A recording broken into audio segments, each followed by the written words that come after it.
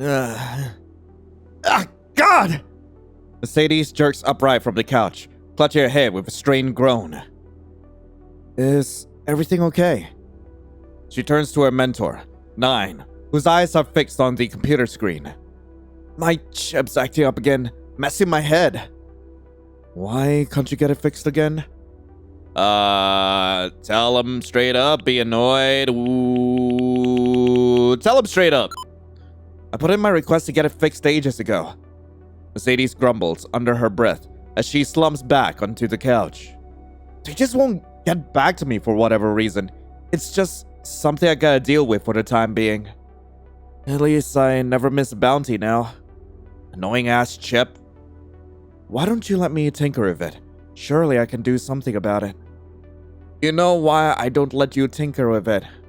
What if something happens? What if they revoke my hunter's permit or... What if they barge in here thinking I'm trying to hack into my own chip, trying to give myself some unfair advantage? What if they take a look at my vitals and... Mercedes! I get it. 9 sighs. You know I'm just worried about you, right?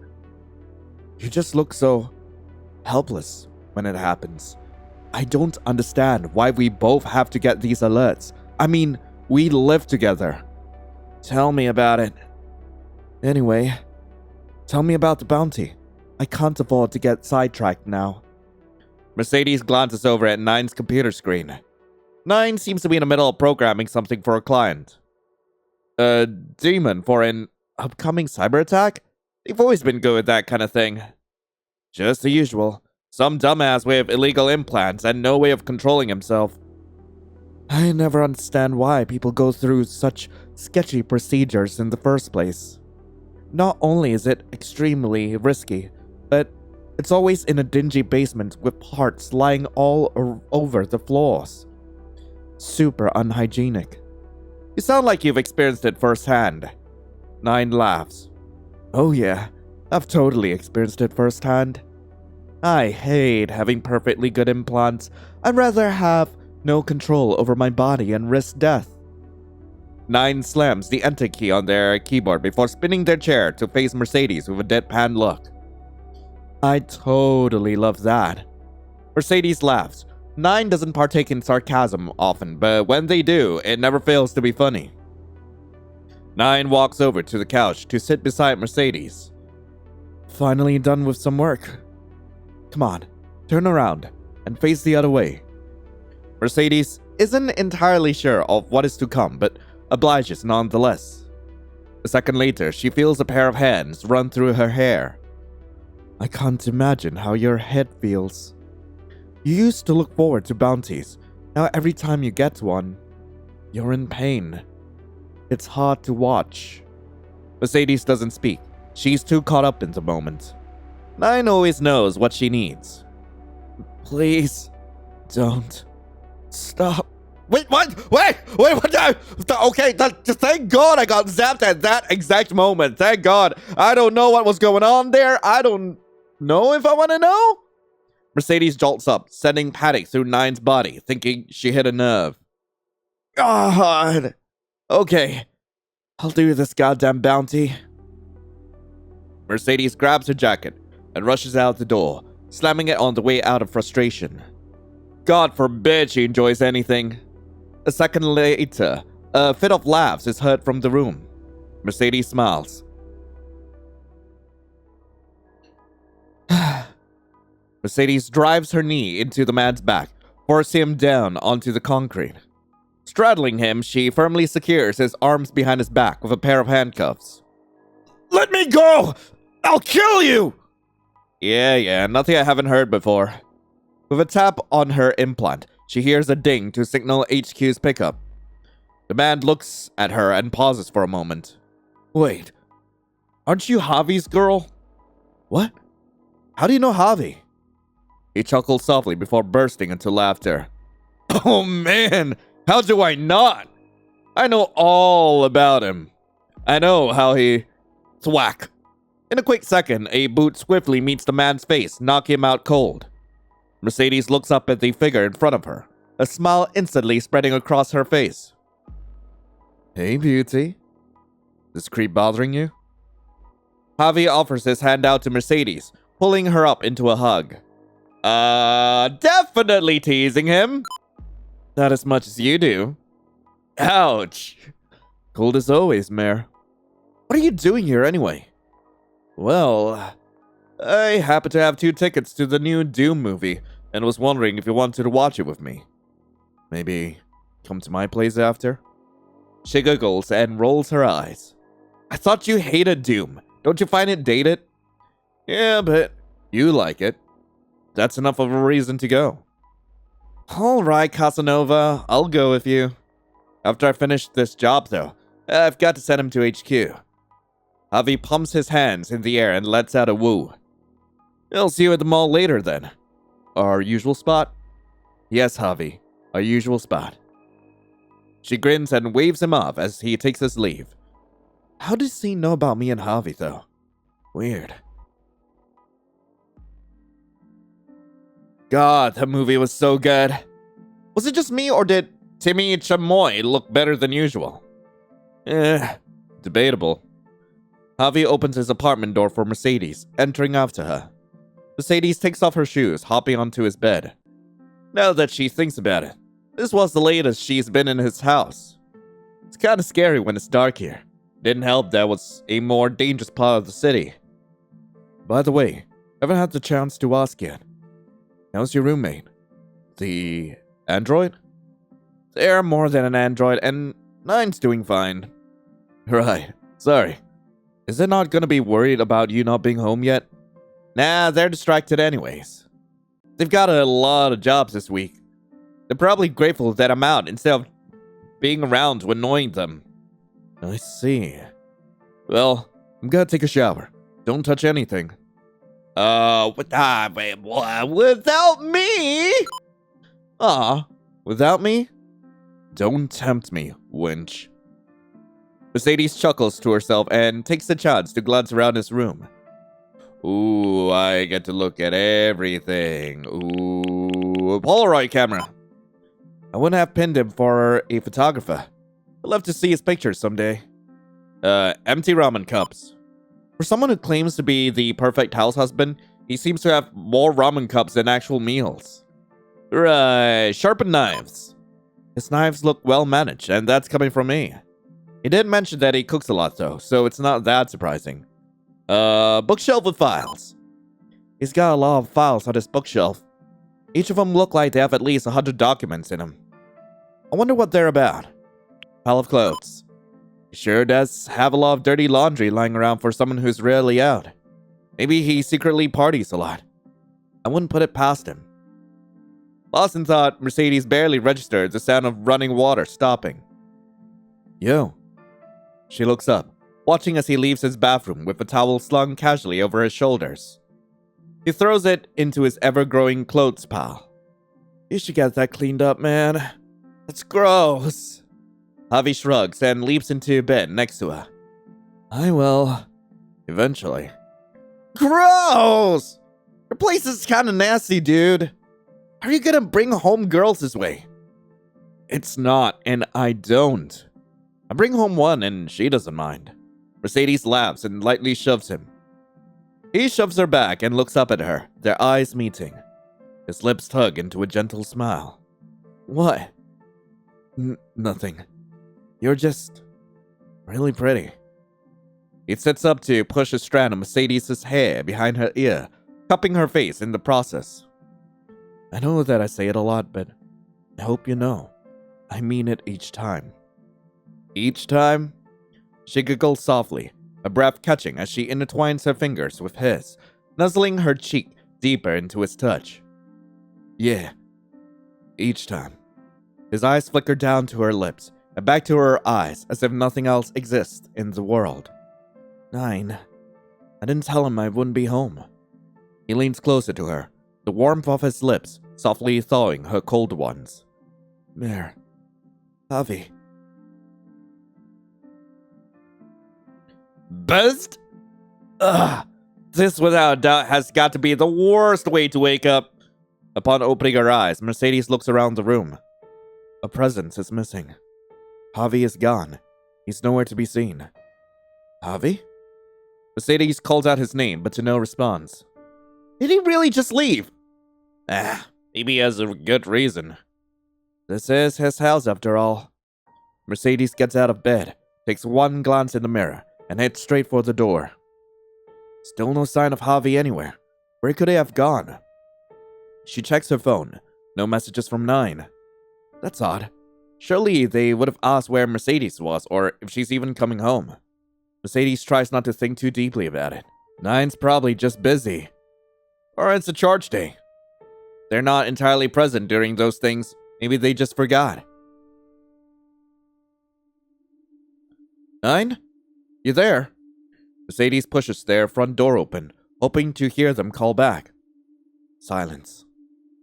Where are they? Check the living room?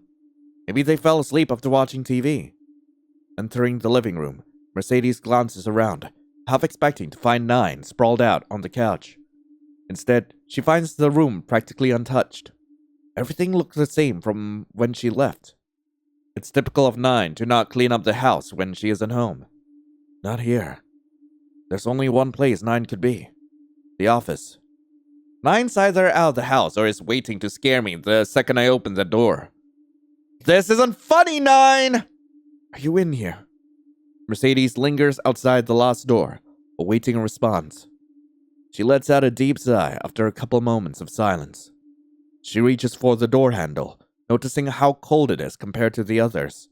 She opens the door, expecting to be faced with either a grinning 9 or nobody in the room, but finds the window open instead. Jeez, that's why it's so cold here. 9 must have forgotten to close the window. Making steps towards the window, she notices a cable out of place. And then another. And another. A million cables splattered all over the floor. What the? Following the source, Mercedes then comes across the person she was looking for. 9. There they are. Lying there. Dying. Mercedes froze. 9? No. This is a dream. This has to be a dream. Mercedes walks closer to 9, praying for someone to rip her out to reality sooner or later. Vital cables ripped out of them, expensive implants all stolen, their eyes blacked out. This was happening. No. No. Not again. Not again. Not again. Mercedes takes a glance at 9's monitor. 9's bounty chip is still there. She quickly pulls up their vitals, all flashing red, except one. Their conscience is still intact. It's only 30% damaged, but how could that be? How do you break a portion of their neurobyte drive? It's either all in or not. Unless... Mercedes types away at the keyboard, opening up a software called MyBot. The condition is exactly as Mercedes predicted. It's corruption. 30% of their bytes are corrupted, and the number's only going up from here. Mercedes isn't aware of the amount of time she or 9 has. It's a ticking time bomb. What do I do? 9. Please. I can't do this without... Javi. Maybe Javi knows what to do. Mercedes reaches for her phone and dials Javi's number. He's not picking up. God! Did this day get any worse? Surely he's home by now. I'll just run back over. Mercedes, out of breath and lightheaded, knocks on Javi's door after running the entire way back again. He has to be home. Mercedes might lose her mind if he's not. She needs somebody. Mercedes knocks on his door. Javi! Are you in there? No response. Mercedes sighs before deciding to bang on the door this time. Javi! It's an emergency! Still out of breath, she places an ear against his door. She hears rustling inside and her blood starts to boil. I know you're in there, Javi! Open the door! He finally opens it, a coffee mug in hand. Whoa, calm down. I'm here. Where were you? I was getting us... Mercedes finally breaks, all her emotions finally flowing out in a loud sob. Oh, shit. What's wrong? He quickly puts his coffee down on the countertop, rushing her in to hold her. It's not because of me, is it? Were you mad that I was gone? No! God, no! I don't even... Calm down, Mare. I'm here. I'm sorry. You want to tell me what's up? He places his forehead against hers, rubbing her arms to ease her. It's 9. Someone hurt them. The android? Do those things even feel pain? Yes, Javi, God! Of course they feel pain! Mercedes pushes him off and runs her hand through her hair, pacing around his apartment. Their parts, they are... God, I need your help! I don't know what kind of shady things you do or what connections you have, but... Javi tries to reach out to Mercedes, though she swiftly slaps his hand away. Listen, I can't help you. What? What the hell do you mean you can't help me? You can't even try to? 9's a one of a kind. Can't find their parts like... I can't find parts like theirs just anywhere. Plus their chip is barely functioning, right? It's almost impossible if you want to get it fixed before they're completely screwed. What? I didn't say anything about their chip. Well, I was just assuming... Javi, you better have a goddamn good explanation before I kick you in the nuts! Did you hurt them? Don't just stand there, dumbass! Answer me! Did you hurt them? With a surge of adrenaline, Mercedes shoves him into the wall. A pained yelp escapes his lips as he presses against the wall with a thud. Jesus, yes! I did! Happy? How the hell did you get in our house? We've got governmental protection! What do you even do for a living? Javi sighs and looks away. No point in hiding it now. I'm an assassin. Like you, I do jobs for people to take out targets. I can't believe you. Don't be like that. We do the same thing. You of all people should know that's nothing personal. Nothing personal? Has this always been your plan? To get close to 9? Yes, but... Then yes, this is personal! What about last night? The past few years we spent together. Is that all for the hit? Am I just part of a job to you? He bites his inner lip, his silence speaking louder than any words could. Mercedes scoffs and turns away from him. I can't even look at you right now.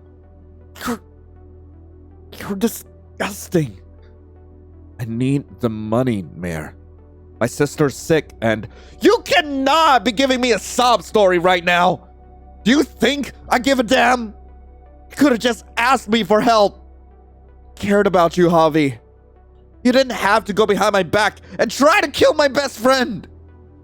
Well, shit. My bad.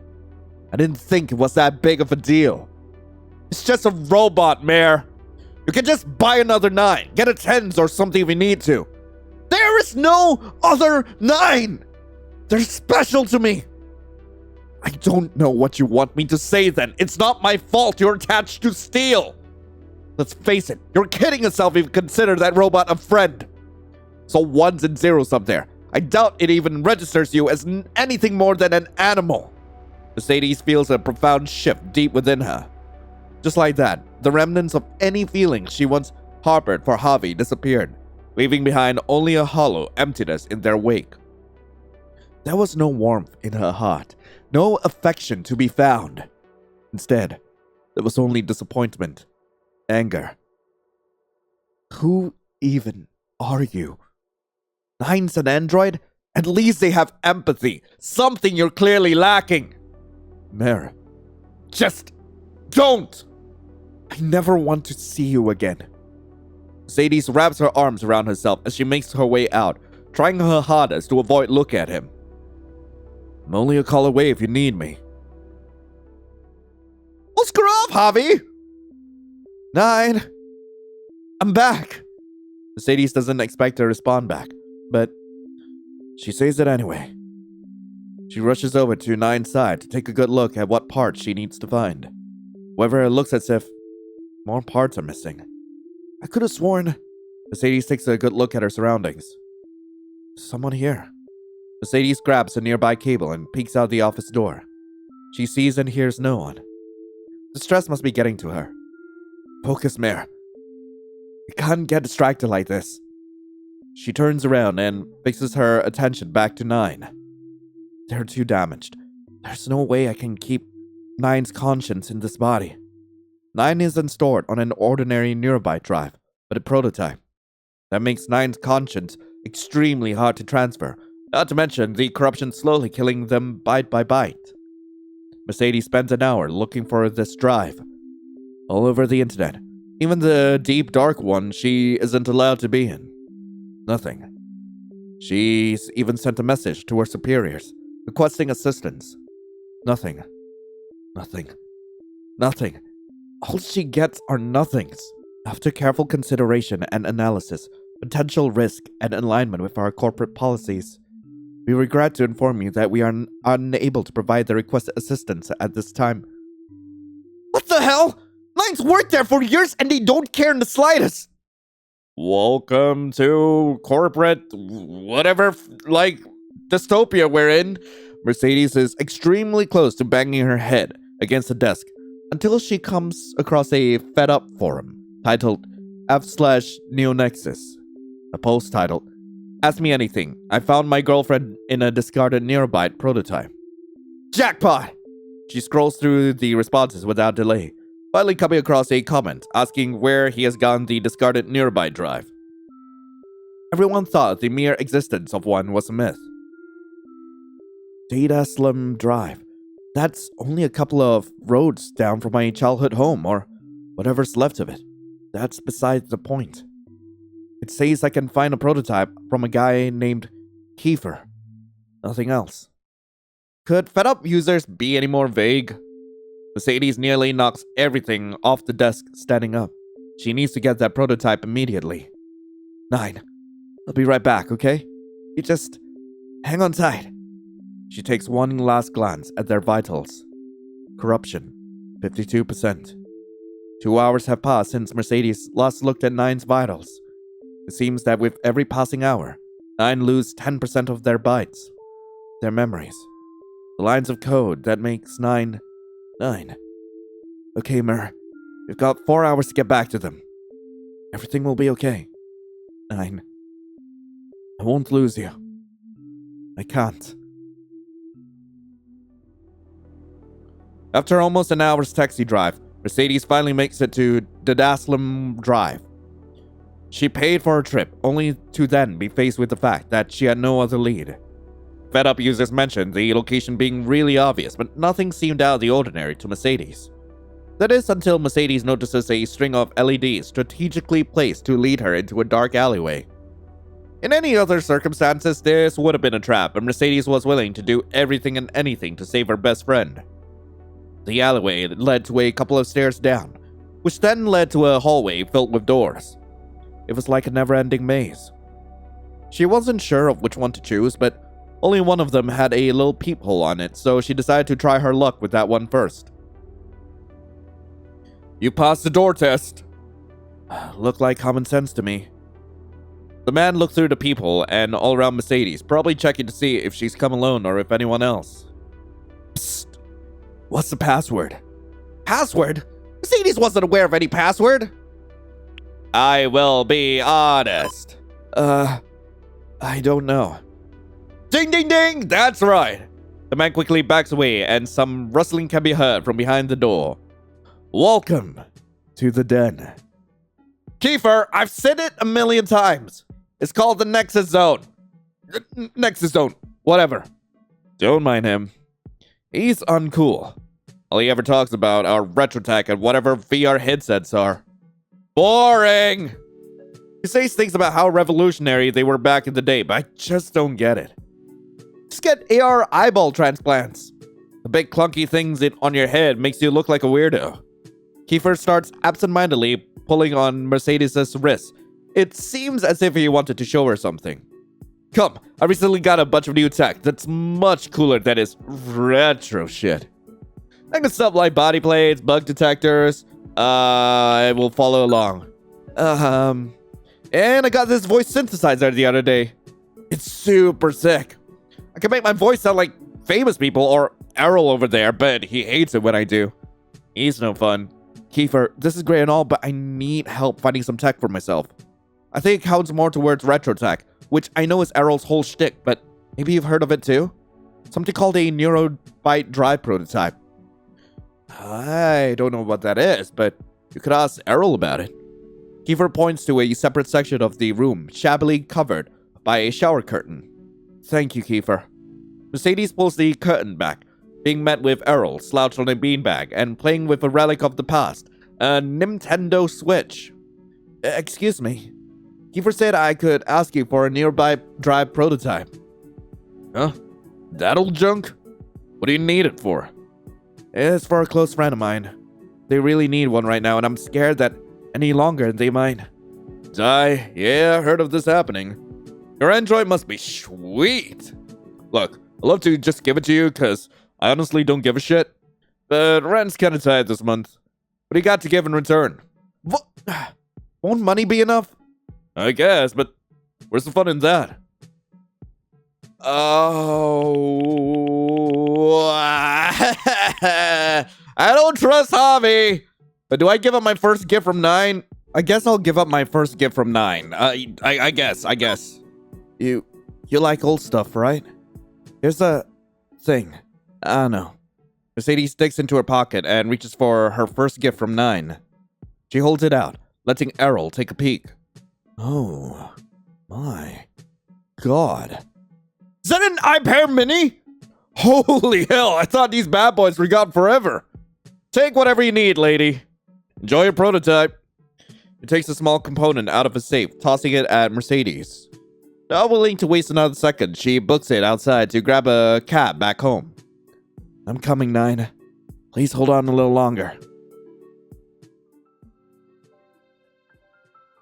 Prototype in hand, Mercedes makes a beeline for the office. She makes the mistake of looking at the monitor first, the harsh red 10% making itself evident. It's now or never. She jacks the neurobyte drive into the computer, as well as 9's mind link. It's time to make the transfer. There's only a handful of 9's conscience left, so it shouldn't take long, but Mercedes can't help but fidget during the entire process. How much will 9 remember? Will 9 even come out of this aware of who Mercedes is? Please, 9. Please be okay. The second transfer complete pops up on screen. Mercedes is quick to open the Neuralink communicator. She hesitates for a second before typing the words. 9, is that you? Who else would it be? We saved him! Holy frick, we saved him! Nice! Anyway, that was 9 lives. I really hope you guys enjoyed it. If you guys do want to play this for yourselves, the link to the game will be in the description below. This was actually made for this year's Vlogs Formido, and they only had about 36 hours to actually come up with a game, so I'm kind of impressed with what they came up with so far.